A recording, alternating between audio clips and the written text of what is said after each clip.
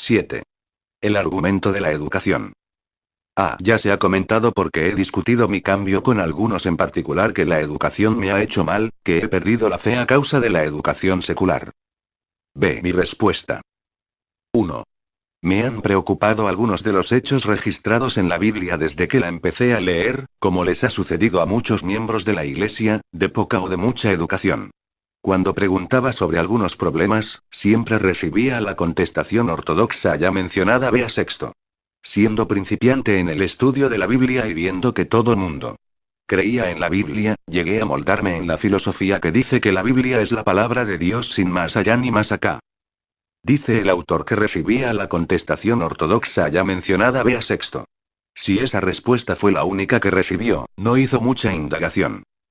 Véanse nuestros comentarios sobre su sección sexto, donde está la revista del autor de las explicaciones razonables que se han dado en muchos libros escritos en la Biblia.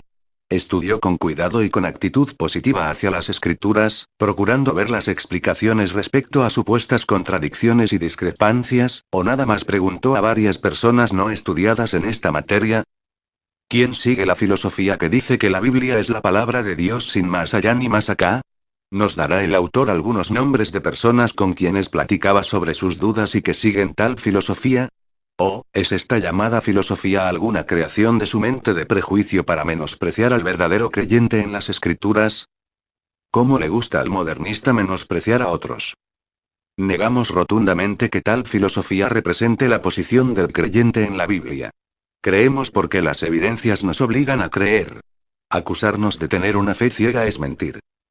En tiempos pasados el autor era un alumno serio y cuidadoso de la Biblia, al prepararse para encuentros con falsos maestros religiosos. Existen todavía materiales escritos por él que lo prueban.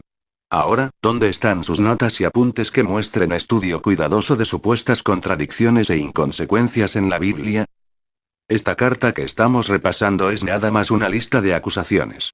El punto es ¿qué tan seriamente estudió él estos asuntos? Hasta la fecha no hemos visto vestigio alguno de tal estudio de parte de él. Si dice que sí ha hecho tal estudio exhaustivo, que produzca las notas que lo demuestren. 2. Mi cerebro se empapó de dicha filosofía y me dediqué a defender la Biblia contra todo ataque.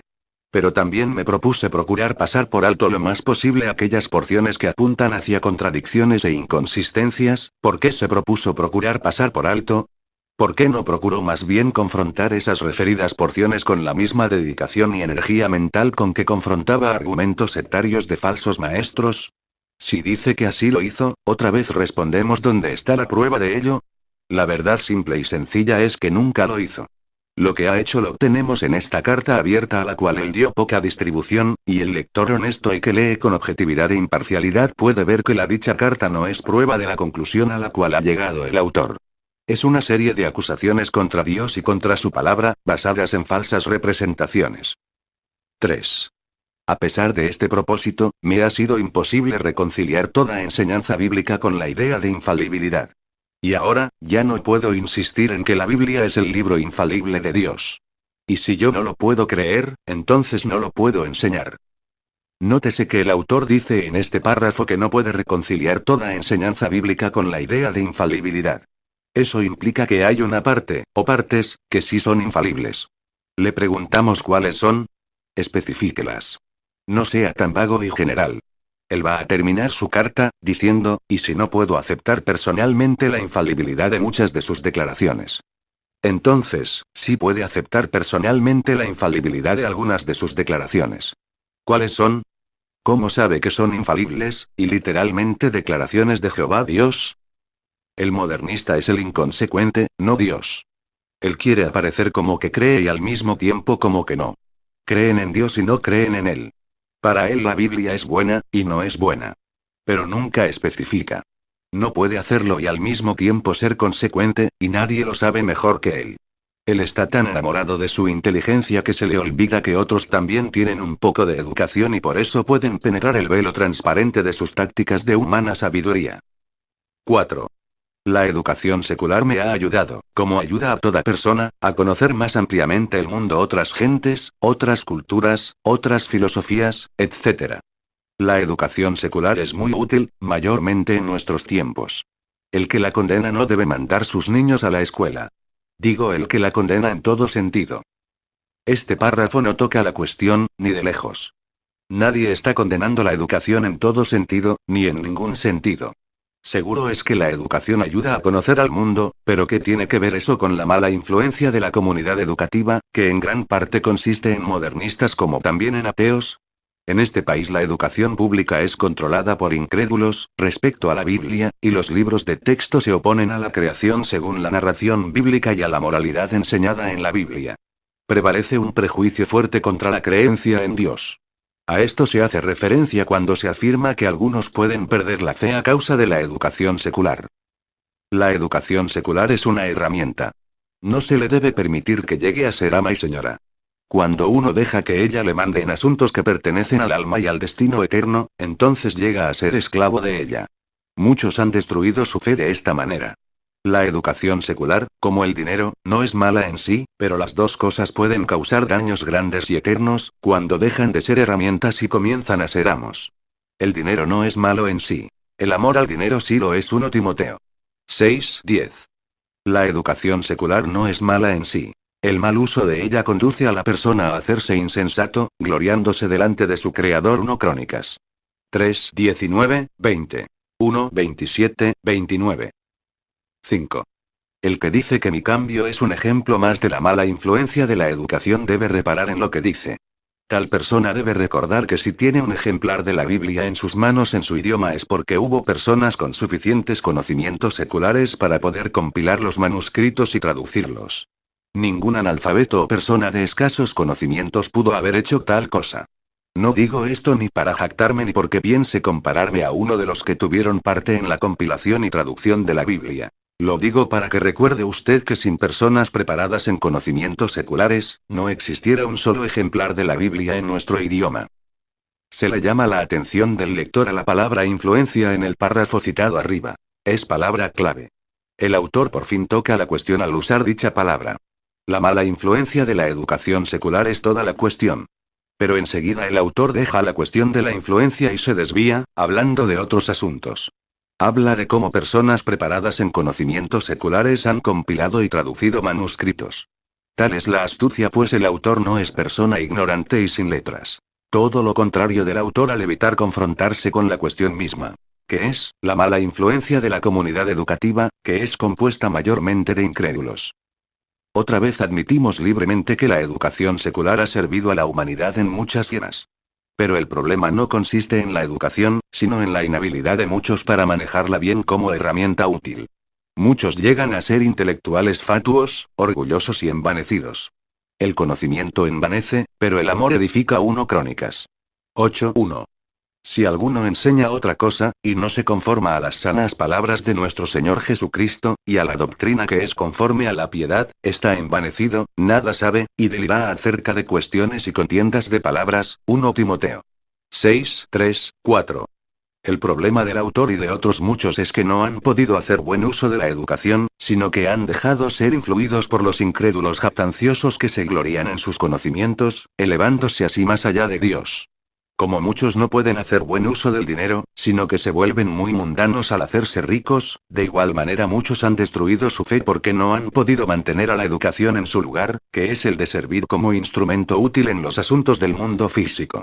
Hay hermanos en la fe que han alcanzado altos niveles en la educación secular, y que no se han rendido a las malas influencias adherentes a ella, como hay también hermanos muy ricos que no se han rendido a la tentación de poner la esperanza en las riquezas inciertas. Véase 1 Timoteo 6:17-19. El autor no ha vencido al mundo. El mundo le ha vencido a él. La victoria que vence al mundo es la fe. 1 Juan 5:4. El autor ha abandonado la suya y por eso ha fracasado a toda vuelta de esquina. Lo que he dicho anteriormente, entonces, es lo que me ha hecho perder la fe en la Biblia como libro infalible de autoridad divina. Tenemos la Biblia en nuestras manos porque hombres no inspirados la han compilado y traducido, no porque Dios haya manifestado algún cuidado especial dando a sus hijos, los cristianos, la sabiduría para hacer tal cosa. Los libros que contiene la Biblia son los libros inspirados porque hombres no inspirados han dicho que lo son. Estamos basados en su fallo. El Dios descrito en la Biblia es un Dios egoísta, cruel, injusto, inconsistente, discriminador entre sus hijos, que sanciona lo malo y echa mano de lo malo para conseguir ciertas cosas, crea para castigar y destruir, y hasta parece ser dos dioses distintos, uno en el Viejo Testamento y otro en el Nuevo Testamento. Es injusto también porque el proceso de salvación que ha escogido discrimina abiertamente contra todo analfabeto. Toda alma que no sabe leer está rotundamente perdida porque no puede confirmar con la Biblia ninguna enseñanza religiosa. Y si en nuestros días, cuando vivimos en lo que se dice una época avanzada, hay tanto analfabeto, imagínese usted el número de analfabetos en épocas anteriores cuando la educación era un privilegio de los acomodados únicamente. Qué suerte de tanto infeliz ante un Dios que pone como requisito indispensable el que uno sepa leer y trazar bien su Biblia para poderse salvar. En este párrafo el autor hace un resumen de la parte anterior de su carta, repitiendo la acusación falsa acerca de compilar la Biblia a hombres no inspirados, y repite su blasfemia contra Dios. Todo esto ya ha sido contestado ampliamente en nuestra respuesta. Dice el autor que ha perdido su fe en la Biblia como libro infalible de autoridad divina. Una de sus quejas al respecto es que Dios no dio a sus hijos, a los cristianos, la sabiduría para compilar y traducir manuscritos. ¿Y quién es el que obligue a Dios a ver por la Biblia de esa manera? La Biblia existe hoy en día porque Dios ha visto por ello, habiendo escogido la manera suya de hacerlo. A través de los siglos Dios ha empleado a los suyos, como también a los enemigos suyos, para lograr sus fines. De esto la Biblia habla en muchos pasajes. Pero ahora en el siglo XX el autor se queja porque Dios ha operado en una manera que él no hubiera empleado. ¡Qué vanidad! ¿Acaso Dios está obligado a hacer sus cosas según algún hombre insignificante las haría? Dice que Dios parece ser dos dioses distintos, uno en el Viejo Testamento y otro en el Nuevo Testamento. Parece, dice el autor. Habla vagamente, como lo hace todo modernista. Le preguntamos, ¿hay dos? Si los hay, ¿en cuál de los dos cree? ¿Cree en los dos? ¿No cree en ninguno de los dos? Sea específico. Declárese. Pero, esperando respuesta, nos viene puro silencio. El modernista tiene por propósito nada más sembrar duda. ¿De dónde supo qué cosas pueden ser confirmadas solamente por personas que saben leer? Él supone esto, y luego sigue a su conclusión falsa de que el analfabeto es un infeliz que no puede estar seguro de nada. Esto es ridículo. Él podría identificarse a alguien, dándole su nombre, dirección y otros datos, pero la persona oyente no podría confirmarlo si no sabe leer. Tal es la lógica de este autor tan educado. A diario trabaja él en su campo de la educación, que procura educar al no educado, pero según él, el no educado no puede confirmar lo que le educan, porque no tiene educación. Es mentira de mentiras que uno diga que Dios ha puesto como requisito indispensable que uno sepa leer para poder salvarse. El autor sabía cuando escribió tales palabras que representaba mal a la Biblia. Por muchos años enseñaba el Evangelio a gente pobre, y en parte sin educación sin poder leer, y muchos consideraban las evidencias y razones que él presentaba, y las aceptaban, obedeciendo al Evangelio y siendo salvos de sus pecados pasados. El haber podido esas personas leer no habría cambiado en lo más mínimo la veracidad de lo que se les enseñaba. Esas verdades que él predicaba fueron creídas tanto por gente educada como por analfabetos. El poder o no poder leer no tenía, ni tiene, nada que ver con el asunto. Él nunca pregunta a alguien que si sabe leer antes de afirmar algo a la dicha persona. Según la idea de él, tendría primero que preguntar a la persona que si sabe leer, porque de otra manera, sería inútil decirle algo porque ella no podría confirmarlo. Créalo quien pueda. El autor está en contra de la Biblia y por eso la representa mal. Tiene que acusarla falsamente para poder establecer su caso en las mentes de algunos. Cuando predicaba la verdad, con una buena medida de humildad, al tocarse la cuestión de leer, habría citado tales pasajes como Apocalipsis 1:3, que dice, Bienaventurado el que lee, y los que oyen las palabras de esta profecía, y guardan las cosas en ellas escritas. Porque el tiempo está cerca. La Biblia debe ser guardada. Para esto tenemos que saber lo que dice. Para esto tenemos que oír. Para esto las escrituras tienen que ser leídas o por uno mismo o por otros. Ahora, ¿en dónde consiste algún problema al respecto? En ninguna manera. El incrédulo crea problemas, en su propia mente envanecida, para destruir, si es posible, la fuerza de la palabra de Dios en los corazones de los hombres. ¿Dice usted que estos se salvarán oyendo y practicando lo que los predicadores cristianos les enseñan? Pero, ¿cómo sabrán los analfabetos que lo que se les enseña está en la Biblia, si no saben leer? ¿Cómo lo van a confirmar? ¿En qué se basarán para aceptar al predicador cristiano y rechazar al sectario? Además, ¿cree usted que hay suficientes predicadores cristianos para enseñar a todos los analfabetos en el mundo? El autor sabe cuál es la respuesta que su argumento absurdo va a recibir, y por eso, esperándola, sale con la primera pregunta del párrafo arriba. Dice la palabra de Dios: muchos de los corintios, oyendo, creían y eran bautizados. Hechos 18:8. No dice, muchos leyendo, sino oyendo. Pero, contestaremos las preguntas del párrafo dado arriba. A la primera decimos que no. La razón es que él limita su pregunta con la frase que dice, lo que los predicadores cristianos les enseñan. Si él hubiera preguntado, ¿dice usted que estos se salvarán oyendo y practicando la verdad? Habríamos dicho que sí. Los que oyen y practican la verdad se salvarán. Juan 8:32, pero esa verdad ha de ser predicada por los hombres. 1 Crónicas 1:21. Dios quiere que se predique a toda criatura, inclusive al analfabeto. Marcos 16:15. Para contestar su segunda pregunta, preguntamos cómo saben los analfabetos la veracidad de otras cosas que se les dicen. ¿Está afirmando el autor que el analfabeto no puede estar seguro de nada, dado que no sabe leer? ¿No puede estar seguro de su propio nombre, ya que no puede leer el certificado de nacimiento? La pregunta del autor es ridícula. ¿Podría él estar seguro obedeciendo las leyes del país si no supiera leer? Tal es la clase de pregunta que ha hecho. Pregunta cómo lo van a confirmar. Contestamos: el analfabeto confirma la verdad del Evangelio de igual manera como confirma cualquier otra verdad. Es a saber, por medio de oír. Si en algún dado caso tuviera duda de que le leía correctamente cierta persona, pediría que otros le leyeran, hasta estar seguro de que tenía la verdad del caso. Pregunta: ¿en qué se basarán para aceptar al predicador cristiano y rechazar al sectario? Se basarán en la verdad, sea quien sea el que la predique. La palabra de Dios es verdad. Juan 17:17.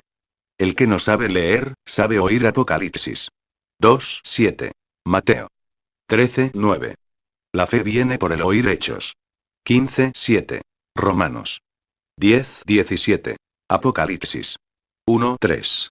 Colosenses 4:16. También pregunta que si hay suficientes predicadores para enseñar a todos los analfabetos en el mundo. Si él no hubiera destruido su fe, habría habido ahora otro más para la tarea. Esta pregunta no tiene nada que ver con el punto de poder o no poder el analfabeto confirmar verdades. Pero el autor cree que ella ayuda a establecer su crítica negativa de las escrituras. Pero hemos prometido contestar todas sus preguntas, y por eso la contestamos. El caso no es de haber suficientes predicadores, sino de suficientes cristianos. Hechos 8:4. Sí, los hay. Como los había en el siglo I. Colosenses 1:23, también ahora los hay. El problema consiste, no en la falta de obreros, sino en no ocuparse todos los cristianos en su deber en el particular, y en quienes como el autor siembran dudas en lugar de pelear la buena batalla de la fe. 1 Timoteo 6:12. Y si en cierto lugar no hay cristianos, de todos modos la gente, tanto los analfabetos como los demás, tiene el deber y el privilegio de oír la palabra de Dios. Que los analfabetos pidan que alguien se la lea. No faltará quien les atienda en esto. También conviene que los analfabetos se animen a educarse. Si usted ve que mis argumentos son falsos, que están mal fundados, que tienen una contestación clara, le pido me lo haga saber. Aunque el hermano no envió su carta a nosotros, hemos procurado hacer lo que él aquí pide. Sus argumentos son falsos en la mayoría de los casos sencillamente porque son basados en falsas representaciones, tanto de Dios mismo, como de su bendita palabra. No hay excusa para que lo haga uno tan sabio en las escrituras como lo es el autor. ¿Cómo debe arrepentirse e implorar perdón a su Creador? En todo esto no digo que no existe un ser supremo, ni tampoco que la Biblia es totalmente una contradicción o mala. Lo que digo es que ante tales inconsistencias y contradicciones, no puedo aceptarla como libro infalible de autoridad divina. Concluye su argumentación, diciéndonos que no dice que no existe un ser supremo. ¿Qué dice, pues? Como el modernista evita declararse positivamente. El ateo dice que no existe Dios. El agnóstico dice que no sabe si existe o si no existe. ¿Qué dice el autor? Dice que no existe. Añade que no dice que la Biblia es totalmente una contradicción o mala.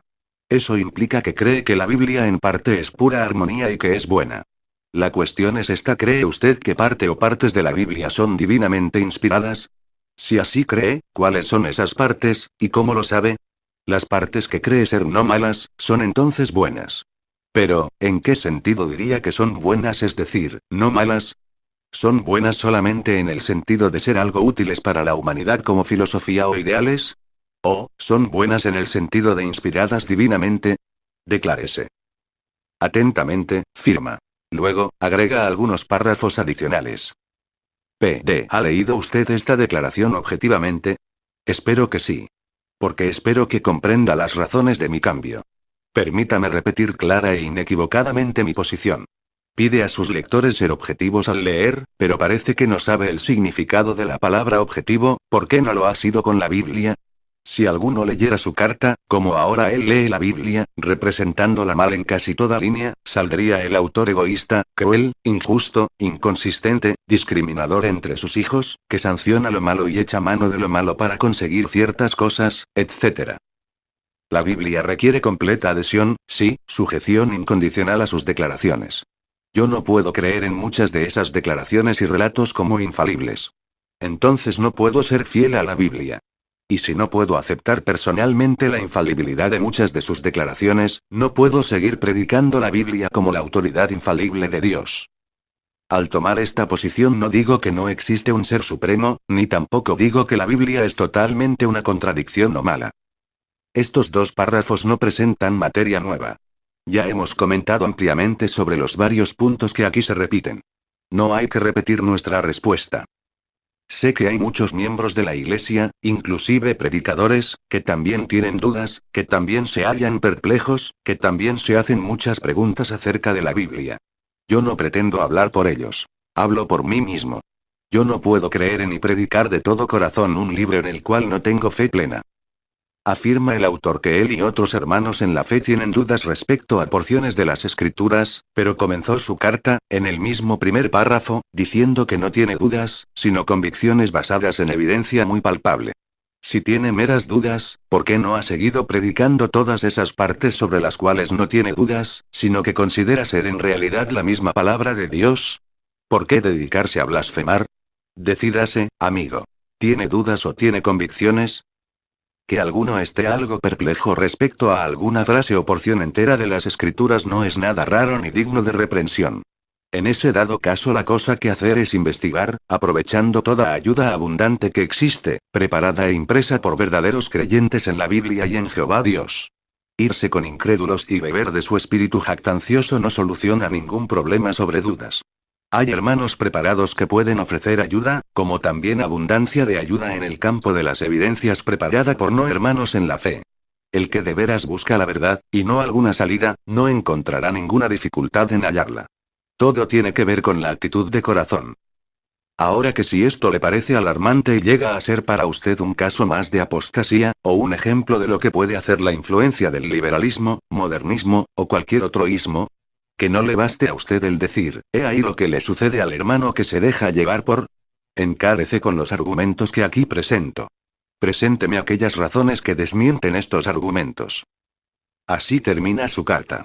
Nos hemos encarado con sus argumentos, sin omitir pregunta alguna suya. Le hemos presentado las razones que aquí pide, y también le hemos hecho algunas preguntas nuestras. Esperamos que las conteste, no para alguna satisfacción nuestra, sino para que así se abra su vista espiritual que ha sido entenebrecida por la humana sabiduría vana y vacía. El sabio de muchos siglos atrás, dijo que había pesado las cosas una por una para hallar la razón. Eclesiastés 7:27, pero el autor esto no lo ha hecho. Hay una acusación seria que con toda razón puede ser lanzada contra él. Es a saber, que no ha estudiado las evidencias. Como otros muchos educadores modernos, no sabe otra cosa sino la crítica negativa, siendo ignorante de los argumentos sólidos en defensa de la inspiración de las Sagradas Escrituras. Jesús mismo puso su sello de aprobación en el Antiguo Testamento. Lucas 24, 26, 27, 44. El cumplimiento de las muchísimas profecías del Antiguo Testamento atestigua a la inspiración de las Escrituras. La historia y la arqueología corroboran y apoyan las declaraciones de ellas. Pero, para el autor, todo esto no es de ningún valor y por eso concluimos que es guiado por el prejuicio y que a él le falta la verdadera educación. Lo que él dice en efecto es lo siguiente: si yo no puedo explicar toda supuesta contradicción o inconsecuencia de manera satisfactoria, entonces no se puede explicar. No hay explicación. Pero, ¿qué pensaríamos de algún doctor o algún mecánico que hablara así? Tampoco son infalibles los maestros de escuela. He aquí un educador infalible formando una conclusión definitiva de que la Biblia no es infalible. El autor no muestra las cualidades del erudito paciente y humilde. Dice que tiene dudas. Muchos miles de personas han tenido dudas y las han solucionado. Para el autor serían todas estas personas crédulas y nada eruditas, pero él ha tenido problemas con sus dudas porque no las ha procurado resolver hincado de rodillas, sino más bien alzando el puño a la cara de Dios. Tiene mucho que decir acerca de los pobres analfabetos condenados, pero Jesucristo no hablaba así. Yo te alabo, oh Padre, Señor del cielo y de la tierra, porque escondiste estas cosas de los sabios y entendidos, y las has revelado a los niños. Sí, Padre, porque así te agrada. Lucas 10:21. Los sabios y entendidos como el autor no pueden entender. Los analfabetos sí pueden. El autor no debería estar preocupándose por los analfabetos, sino por sí mismo. Él es como los judíos incrédulos que dijeron: mas esta gente que no sabe la ley, maldita es. Juan 7:49. Él quita la fe, pero ¿qué pone o da en su lugar? Destruye la esperanza, pero ¿con qué la sustituye? Reduce al hombre al nivel del animal. Implica que cree en un ser supremo, pero esto no dice nada, porque él no sabe nada de este supuesto ser supremo en cuanto a mandamientos, promesas y leyes. Él no sabe nada de su origen, de su destino, ni de su razón de vivir, sino que es como barco flotando a la aventura. No sabe a dónde va ni por qué está aquí, y cuando muera, ¿qué pasará? No estamos nada convencidos de que él estaría contento y satisfecho con morir en su incredulidad. Más bien, es probable que esté completamente espantado y lleno de horror en ese momento. No suponga nadie que el autor, debido a sus años de haber predicado el Evangelio, haya hecho un estudio cuidadoso y objetivo de las evidencias de la inspiración. La verdad es que antes de hacer tal estudio y sin haberlo hecho, él hizo contacto con todas estas objeciones, y las aceptó. Él no originó estas acusaciones y críticas negativas, pues son viejas. Las conocíamos antes de conocerle a él. Él afirma que el analfabeto recibe cualquier enseñanza que se le presente. ¿No ha hecho el autor la misma cosa? Es tan fácil aceptar sin preguntar algún sistema de incredulidad como aceptar así uno de creencia. Él es prueba viviente de esto. Mucho de lo que ha escrito en su carta de crítica concierne al Antiguo Testamento no es verdadero si está lleno de contradicciones e inconsecuencias, según las acusaciones del autor. Entonces tampoco lees el Nuevo, porque ni una vez menciona el Nuevo, es decir, Jesucristo, los apóstoles y demás escritores del Nuevo, las acusaciones fatuas contra el Antiguo que hace el autor. Al contrario, el Nuevo Testamento cita libremente al Antiguo, se refiere a sus registros como verdaderos, y apela al Antiguo para probar afirmaciones respecto al Nuevo. Bien se le aplican al autor estos dos pasajes: 2 Crónicas 4:3-4 y 2 Timoteo 2:25-26. Pero si nuestro Evangelio está aún encubierto, entre los que se pierden está encubierto, en los cuales el Dios de este siglo cegó el entendimiento de los incrédulos, para que no les resplandezca la luz del Evangelio de la gloria de Cristo, el cual es la imagen de Dios. Que con mansedumbre corrija a los que se oponen, por si quizá Dios les conceda que se arrepientan para conocer la verdad, y escapen del lazo del diablo, en que están cautivos a voluntad de él.